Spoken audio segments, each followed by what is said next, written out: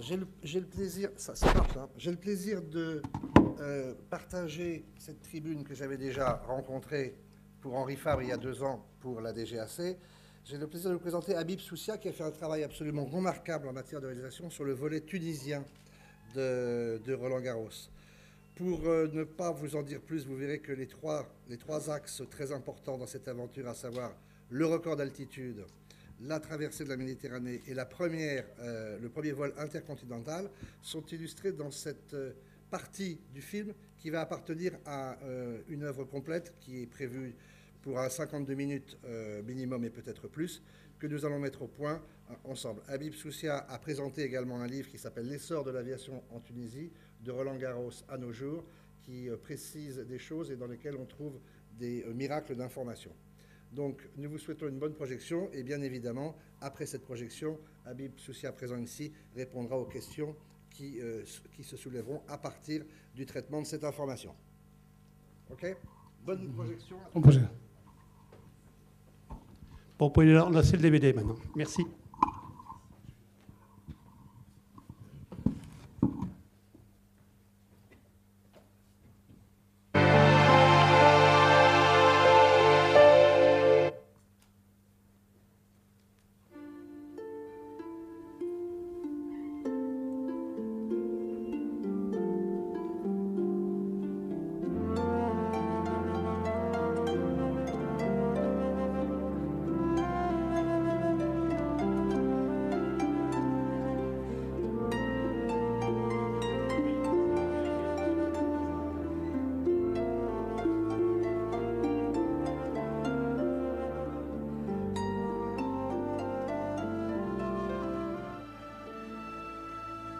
In Tunis, I found sun,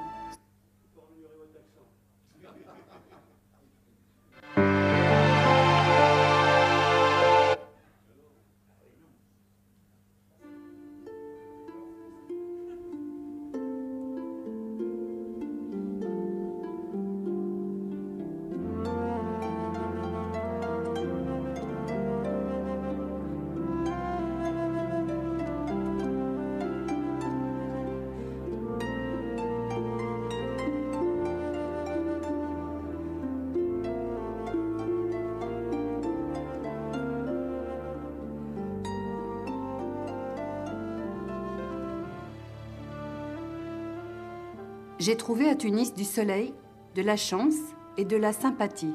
J'en tresserai un souvenir.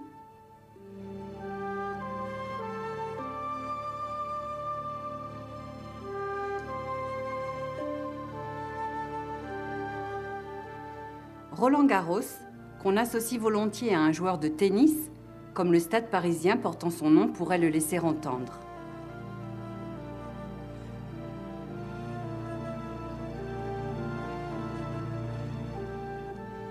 Garros est né en 1888 à Saint-Denis de la Réunion. Cet officier français a réussi en Tunisie ses plus grandes performances. Roland Garros, accompagné par son manager, ses 2 mécaniciens et son avion Morane-Saulnier, type H, amarré dans la soute du bateau, arrive à Tunis le 29 novembre 1912. Il séjourne au centre-ville, au Tunisia Palace. Installe un hangar démontable à l'hippodrome de Ksar Saïd, dont il veut transformer le parcours de course en piste de décollage.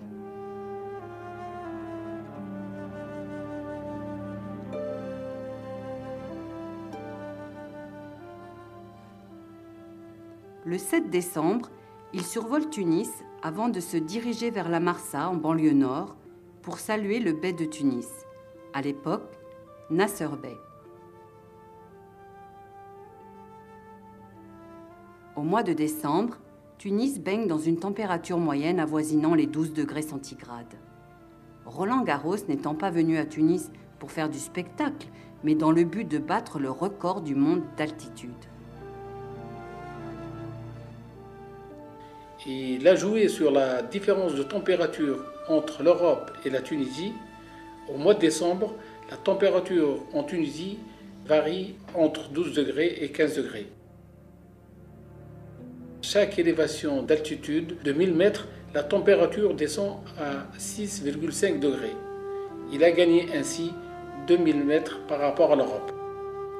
Le 11 décembre 1912, Roland Garros, profitant d'une température idéale de 12 degrés, arrive à atteindre entre Carthage et Bizerte 5601 mètres, battant ainsi le record du monde d'altitude.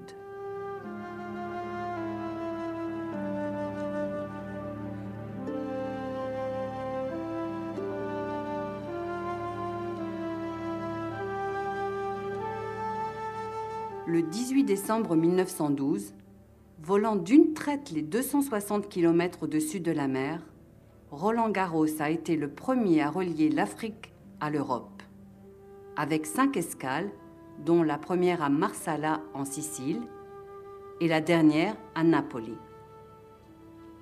Le premier vol direct partait de Tunis-Ksarssaïd en direction de Rome. C'était la première fois qu'un aviateur traversait une telle distance avec à bord seulement une boussole et une montre.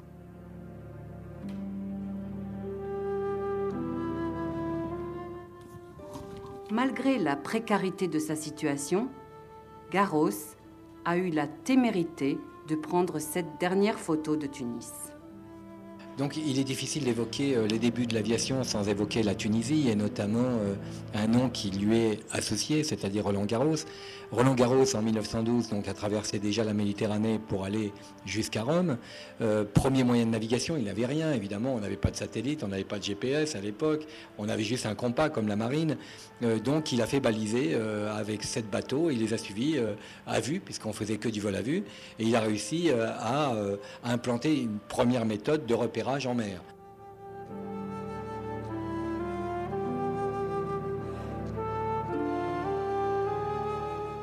Une solution idéale est offerte à Garros par l'amiral de Bizerte, qui met à sa disposition 7 bâtiments de guerre jalonnant sa route sur mer et servant de guide à l'aviateur. Garros fut le premier à survoler le Vésuve et écrit, impressionné par le spectacle du volcan ouvert: « Je suis le premier homme qui le voit ainsi. Des gaz sulfurés flottaient dans l'air. Mon regard fouilla le terrible entonnoir qui me semblait petit, comme si j'avais pu y découvrir un secret. »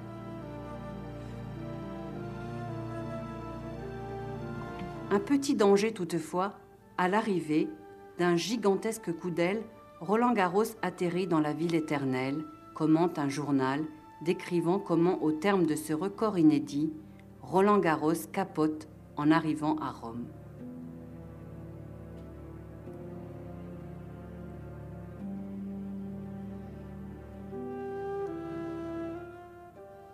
À la veille de la Première Guerre mondiale, la conquête du ciel voit quelques performances spectaculaires. Adolphe Pégoud renoue en août 1913 avec le parachute qui existe depuis le XVIIIe siècle. Depuis le siège d'un Blériot 11, il s'arrache au fuselage et descend en parachute. Lors de cette descente, il voit son avion resté vide effectuer d'étranges figures dans le ciel avant de s'écraser.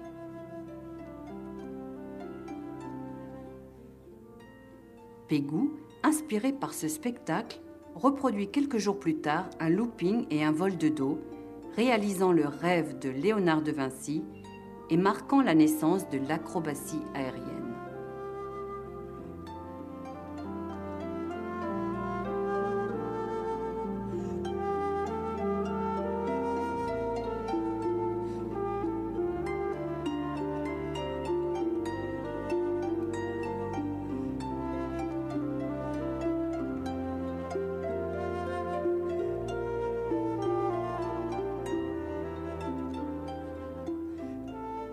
Le 23 septembre 1913, Roland Garros, sur un Morane Saulnier H, réalise en 7h53 la première liaison France-Tunisie. L'année d'après, en 1913, il a fait le fameux exploit à traverser de la Méditerranée pour la première fois sur un Fréjus-Bizerte. Bon, et la Corse, la Sardaigne, on connaît le trajet. Et c'était vraiment un exploit pour l'époque incroyable. Et c'est là où la Tunisie a participé, par l'intermédiaire de ce monsieur Roland Garros, a contribué largement à la conquête de l'air et de l'espace. Garros décolle de Fréjus à 5h47. Au bout de 20 minutes, il aperçoit déjà la Corse, qu'il contourne par l'ouest. Soudain, raconte-t-il, un éclatement sinistre de métal brisé.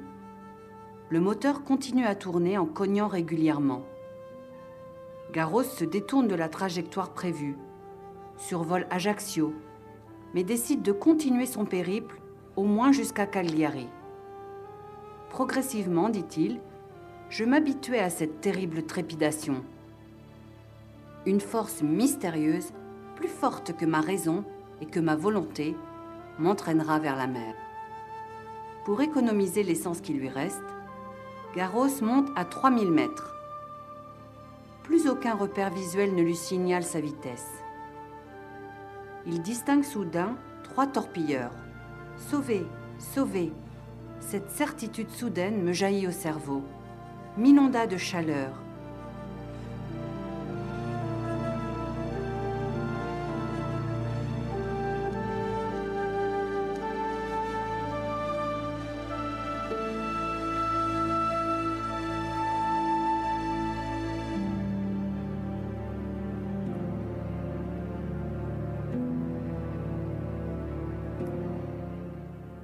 Garros pose son avion non loin de Bizerte.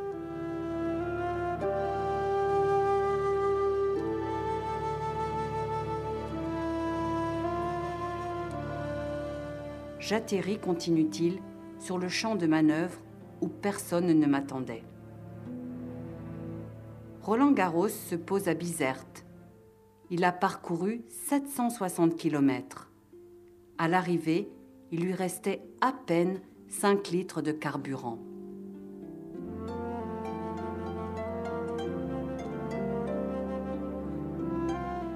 Accueilli par des officiers de la caserne Japy, non loin du cimetière catholique, Garros va quand même pouvoir décoller à 18h40 avec un problème d'allumage.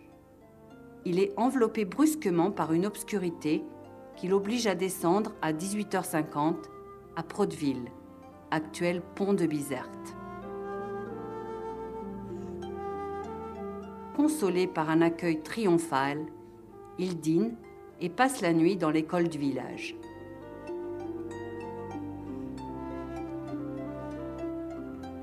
Le 24 septembre, il décolle sans avoir levé la panne en direction de Ksar Saïd. Changement de programme, l'avion est démonté et trouve avec Garros son chemin vers Marseille sur le paquebot Manouba.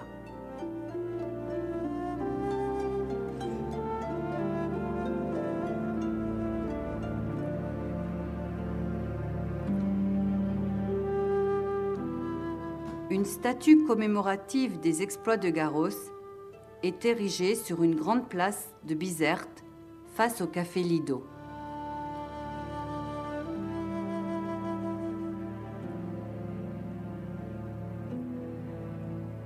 Pierre-Georges Latécoère, le grand entrepreneur dans l'aviation française, ne disait-il pas en 1924, évoquant la traversée de la Méditerranée, « Depuis plus de 5 ans, 2 continents réunis, voilà l'œuvre de nos avions. »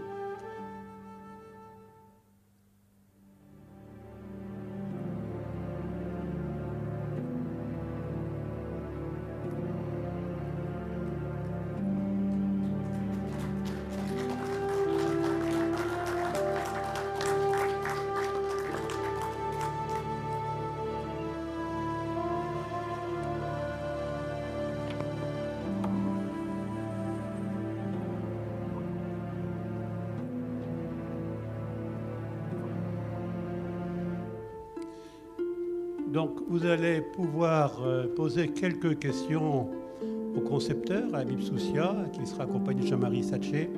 Alors, dans un premier temps, il n'y aura que les questions en anglais. Après, on mettra la version française.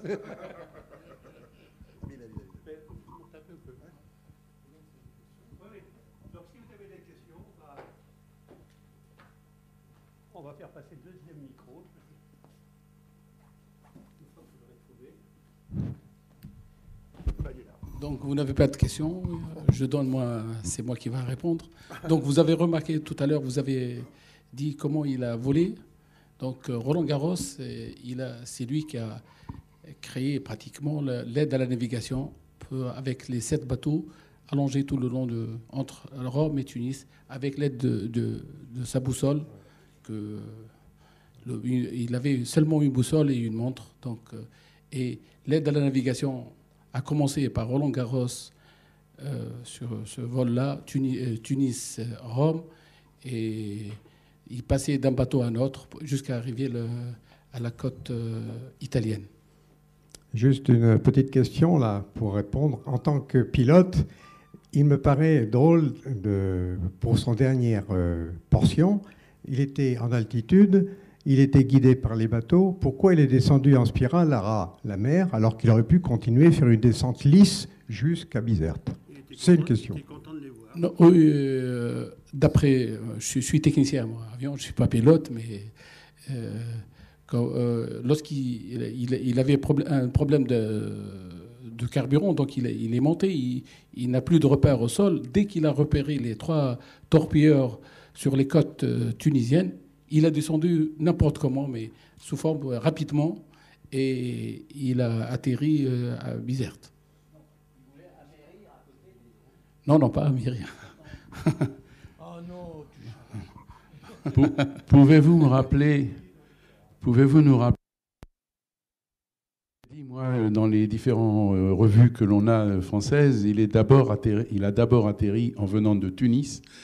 Il a d'abord atterri à Trapani. Or, vous m'avez dit le contraire, il était d'abord atterri à Marsala. Oui, d'après les journaux de l'époque en Tunisie, parce que j'ai feuilleté tous les journaux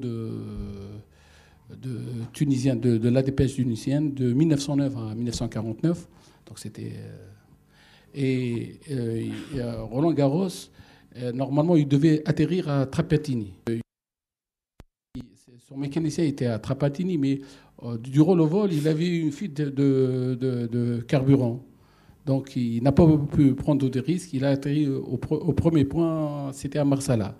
Il a mangé un poisson. Il y avait à côté sur les côtes, il y a eu un pêcheur. Il lui a offert un poisson grillé. Puis, il a redécollé en envoyant pas un téléx, mais plutôt un télégraphe, en disant arrivé à Trapatini, réservoir crevé. Le mot crevé, c'est parce qu'il a atterri un peu dur, il a cassé son train. Il n'avait pas voulu dire qu'il a cassé son train, mais il a dit réservoir crevé. C'est un mot sous-entendu que son train était vraiment cassé. Alors, c'est une petite question, et une petite que ça. J'ai votre mail.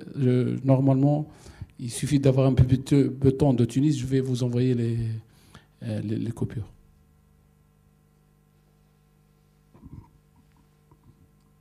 Autre question ?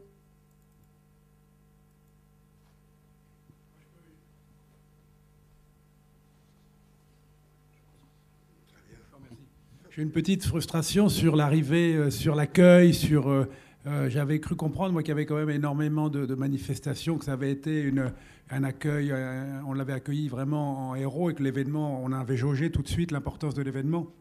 Quand il arrive en Tunisie, il n'y a pas du tout de photographie, il n'y a pas de documents de ces réceptions qui sont données en son honneur pour célébrer ce qui est considéré immédiatement comme un immense exploit.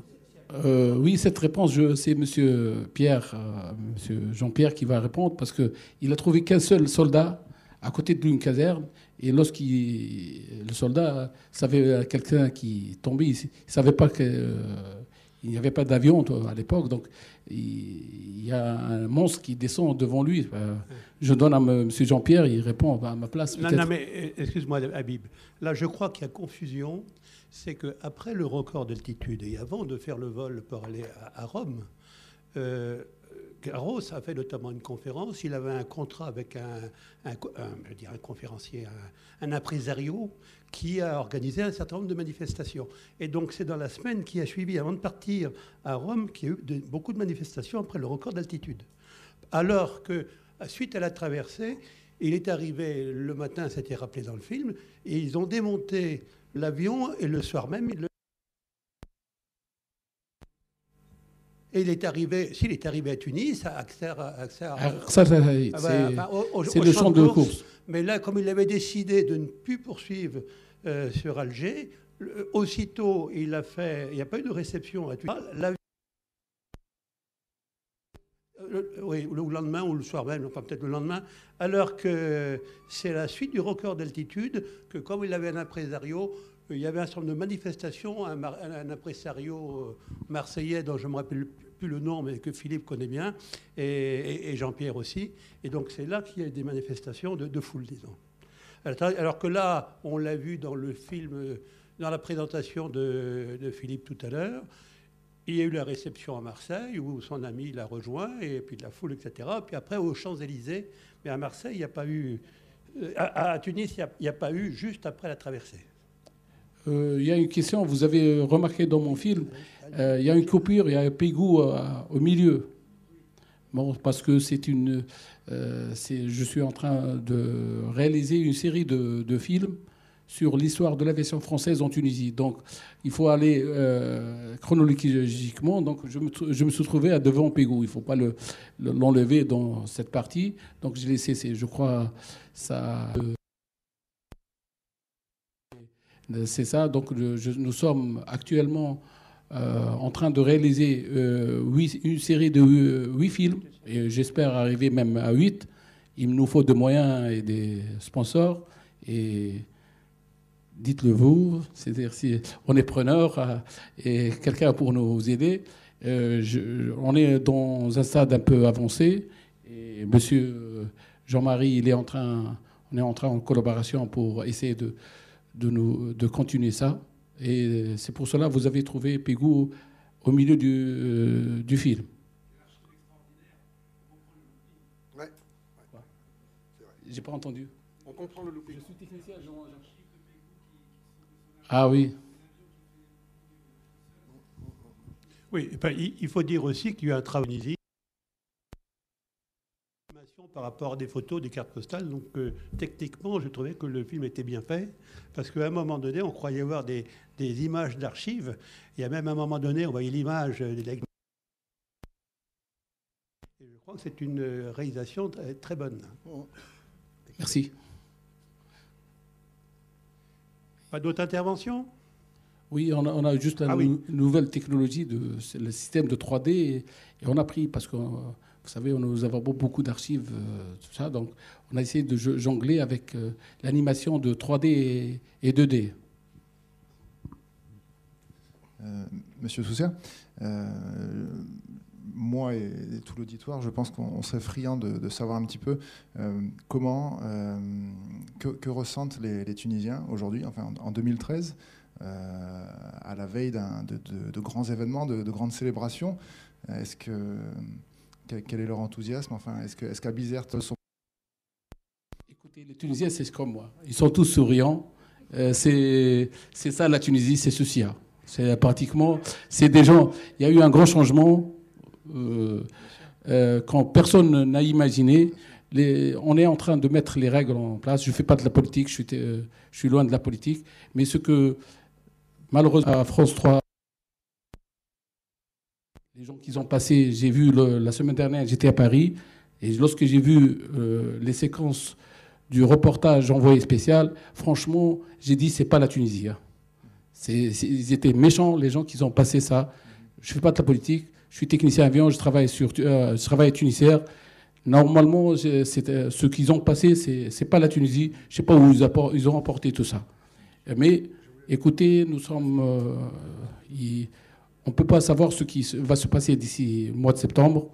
Je suis là, le thermomètre. S'il y a quelque chose, c'est moi qui va vous dire la Tunisie est devenue dangereuse. Je serai votre porte-parole. Mais actuellement, la Tunisie, elle se porte très bien. Il faut applaudir. Oui, donc en Tunisie, il y aura, comme dans beaucoup d'endroits, quelque chose du style sur les pas de Garros, donc avec des visites qui sont organisées par Soucia. Et il y a également un projet très intéressant qui est, vous avez vu brièvement, une vieille maison où Garros a séjourné, donc de la retaper s'il y a un financement. Et donc les informations seront dans le dossier de presse. Oui, j'ajoute, il y a l'école où Roland Garros a passé la nuit. Elle existe toujours. J'ai mis dans le film le petit avion. L'école, j'étais la semaine dernière à visiter cette école. Elle va passer en ruine. Donc, il faut faire vite pour la entretenir. Pour nous, l'État, vous avez parlé de l'État, il ne s'occupe pas actuellement de tout ce qui est mémoire, mais ils ont besoin de l'actuel. Donc, je lance un SOS pour sauver cette école. Merci. Merci.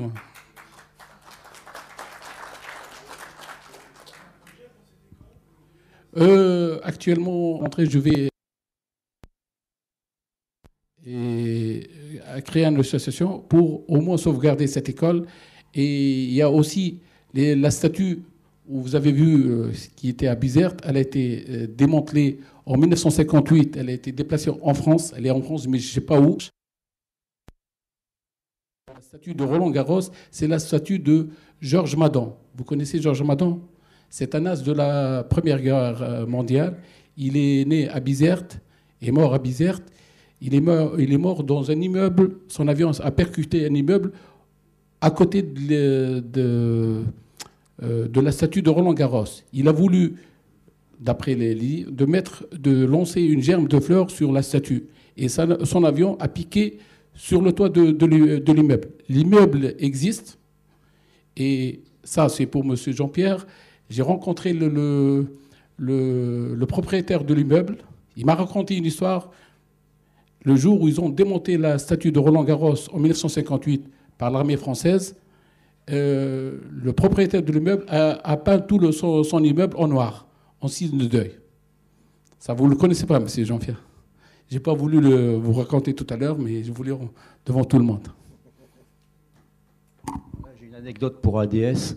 Donc le patron des activités spatiales et balistiques de Aérospatiale à l'époque, Pierre Madon, qui est d'ailleurs devenu après le directeur technique d'Intelsat, c'est la famille. Et il ne me l'a jamais dit. Il était vraiment d'une discrétion absolue. Et moi aussi, je viens juste de savoir le nom de son petit-fils. Il se trouve à Toulon. Et on va essayer de le contacter, Madon, parce que moi, je connais son fils. J'espère on va faire. J'ai rencontré les deux ministres avant de venir ici à Tunis, le ministre du Tourisme et le ministre de la Culture, pour essayer de les impliquer dans cet événement, même le ministre de Transport. Ils sont tous preneurs. On va essayer de faire un circuit sur les pas de Garros, parce que Garros, dans ses mémoires, il a écrit qu'il regrettait de ne pas visiter la ville arabe et Carthage. Donc, dans le circuit, on essaye de faire un circuit touristique et voir les lieux où l'école est Bizerte, et aussi visiter la ville arabe. Moi aussi, je ne la connais pas très bien, mais on va la visiter ensemble. Et Carthage. Merci. Plus de questions? Quel est le motif du passage à Cazaux de Roland Garros? C'est quoi ça? Cazaux, parce que, comme ça a été dit tout à l'heure par Philippe, pendant ces 3 ans de captivité, ou presque 3 ans, aéronautique, il 5 générations de machines, tu as dit tout à l'heure dans la conférence. Donc il est parti se reformer aux machines modernes. Et, attends, je dis un mot. Et ce qu'il y a, et ça nous intéressait, et je l'ai signé à Pascal Perpète, qui est la mémoire de Biscarros, c'est qu'il y a les dates, justement, de sa date à Cazaux, qui est le 4 juillet, je m'en souviens, 1918, c'est la chute, quand il s'est recyclé après l'évasion. Et après, il est allé aussi à Biscarros, parce qu'à Biscarros, il y avait des aérodromes qui étaient satellites de Cazaux. Voilà, donc il était à l'école, en fait, tout simplement. Il faut signaler qu'il y a un historien de la région qui est en train un jeune historien d'ailleurs, qui est en train de travailler sur le sujet. Donc là aussi, on espère progresser d'ici là. Ben, je suis membre de la Société des Amis de l'Histoire du Bassin d'Arcachon et qui vient de sortir l'an dernier ou il y a 2 ans un bouquin que j'ai sur l'école de tir de Cazaux. Et alors, le tir aérien. Il n'était pas intéressé, il était plus qu'intéressé, il était volontaire pour entrer dans la chasse. Donc il... Oui. Il se requalifiait. C'était le passage obligé. Ouais.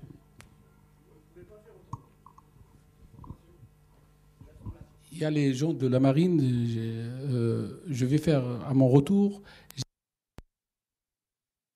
cité dans mon livre, j'essaie de reprendre, aller faire à l'école, à la Bibliothèque nationale en Tunisie pour sortir les noms des bateaux